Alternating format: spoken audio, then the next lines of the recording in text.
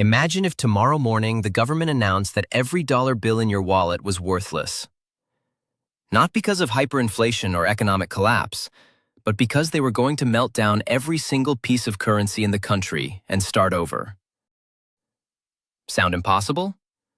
Well, that's exactly what England did in 1696, and it might just be the most audacious financial operation in history. Picture this. You're living in London, 1695.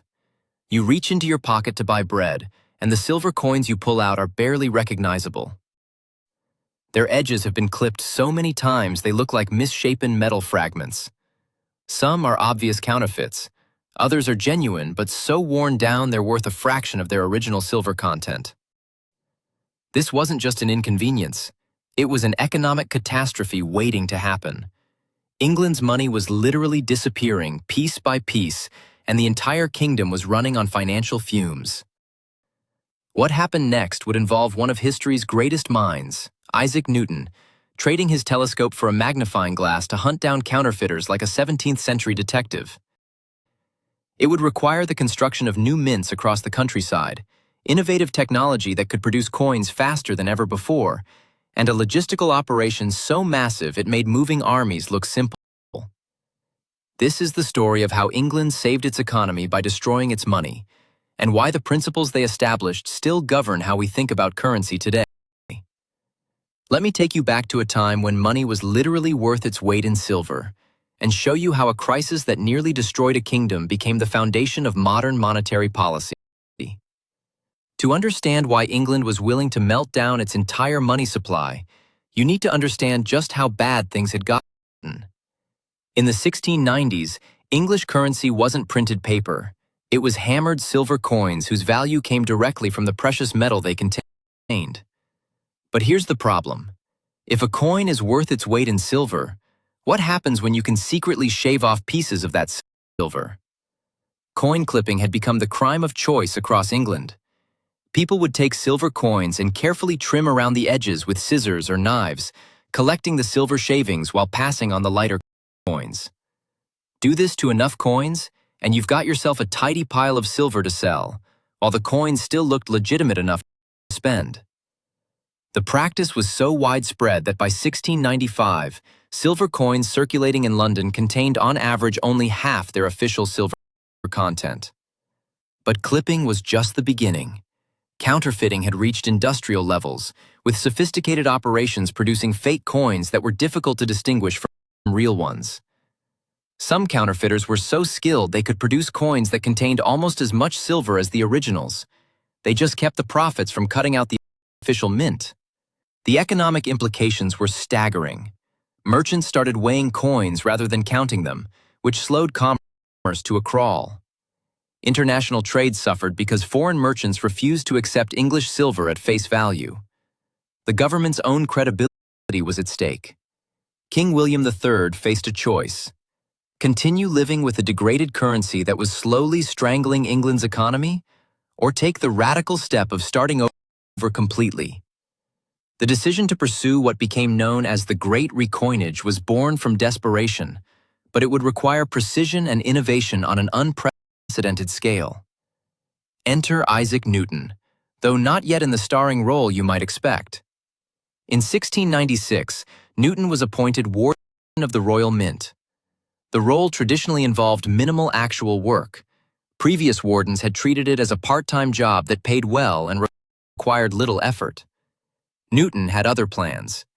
He threw himself into mint operations with the same intensity he'd brought to discovering the laws of gravity. But his most crucial contribution wasn't in the mint workshops. It was in the dark alleys and taverns of London. Newton realized that stopping the recoinage crisis required more than just producing new coins quickly. He had to destroy the counterfeiting networks. So the man who had revolutionized our understanding of planetary motion became a detective, using logic and systematic investigation to hunt down criminals. His methods were remarkably modern. Newton would disguise himself in frequent taverns known to be counterfeiter hangouts, gathering intelligence on their operations. He maintained detailed files on known criminals, tracked their associates, and mapped out entire criminal networks. When he gathered enough evidence, he would personally testify in court with the kind of precise, methodical presentation that had made him famous in scientific circles. The counterfeiting world had never encountered anything like Newton's systematic approach. He successfully prosecuted dozens of counterfeiters, and his investigations revealed networks that stretched across England and into Europe. But Newton's detective work was just one part of a much larger operation. The logistics of the Great Recoinage were mind-boggling. The government needed to recall, melt down, and replace virtually every silver coin in England within a matter of years. The Royal Mint in the Tower of London, even working at full capacity, couldn't handle a fraction of this volume. The solution was to create a temporary network of provincial mints in Exeter, Norwich, York, Chester, and Bristol. Each had to be equipped with the latest minting technology and staffed with skilled workers. The government recruited mint masters from across Europe and invested heavily in new machinery. But the real innovation was in the coins themselves.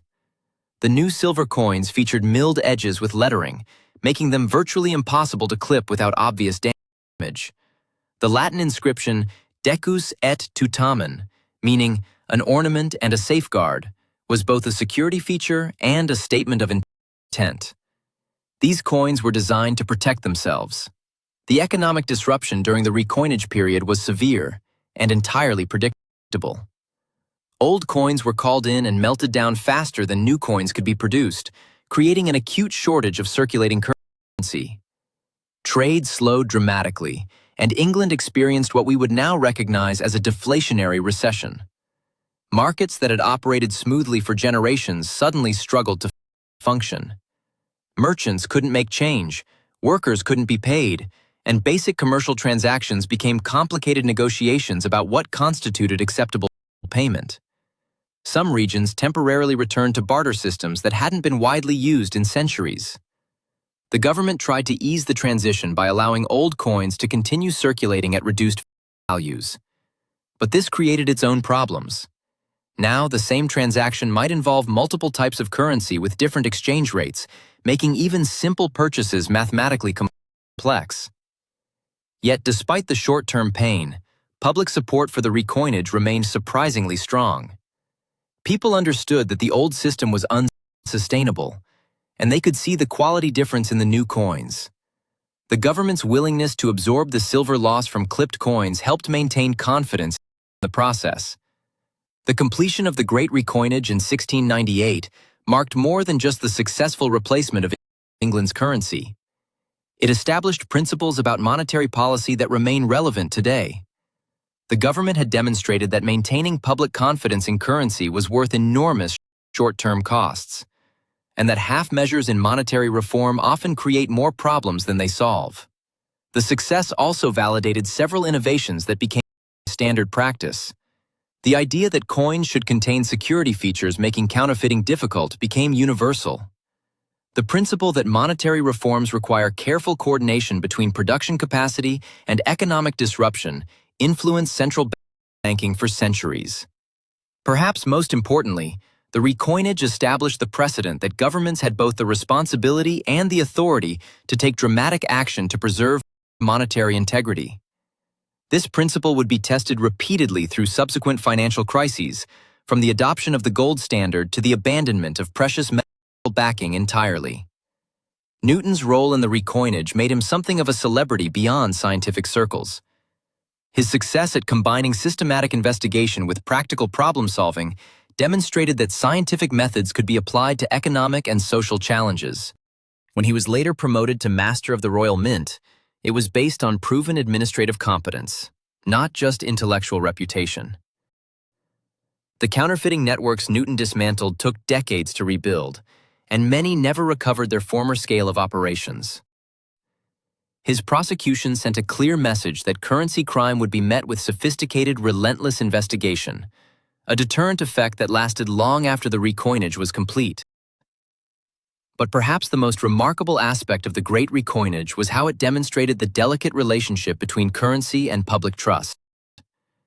The old, clipped and counterfeit coins had continued circulating not because they were good, but because people needed some medium of exchange and had no alternative.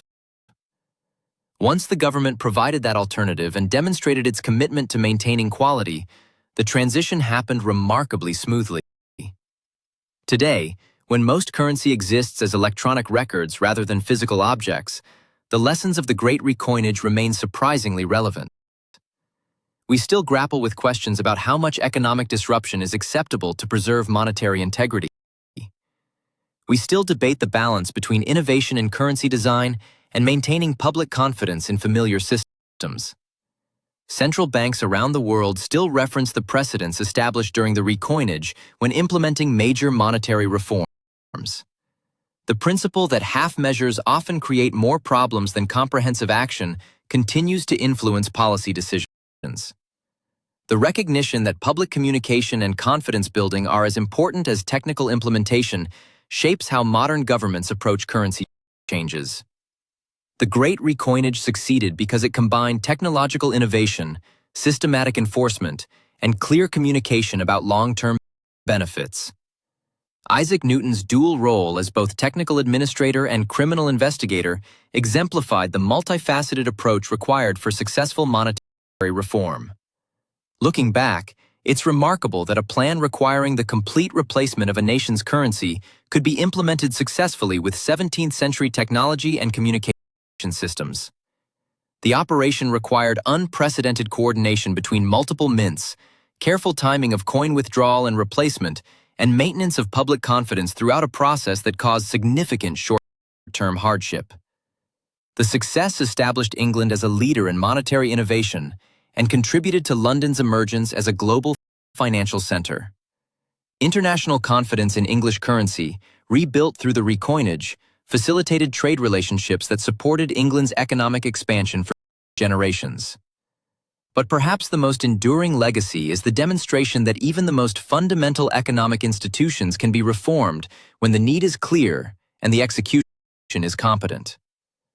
The people who lived through the Great Recoinage witnessed their government take on what seemed like an impossible task and accomplish it through careful planning, innovative technology, and sheer determination. In our modern world of digital transactions and electronic banking, the idea of physically melting down and replacing an entire nation's currency seems almost quaint. But the principles established during England's Great Recoinage, that monetary integrity requires constant vigilance, that reform often demands short-term sacrifice for long-term stability, and that public confidence is the foundation of any currency system, remain as relevant today as they were over 3 centuries ago. The next time you look at the security features on modern currency, or hear about central bank policies designed to maintain confidence in monetary systems, remember that you're seeing the legacy of a crisis that forced one nation to destroy its money in order to save its economy. And remember Isaac Newton, who proved that the same mind capable of understanding the universe could also catch the criminals trying to counterfeit the coins in your pocket.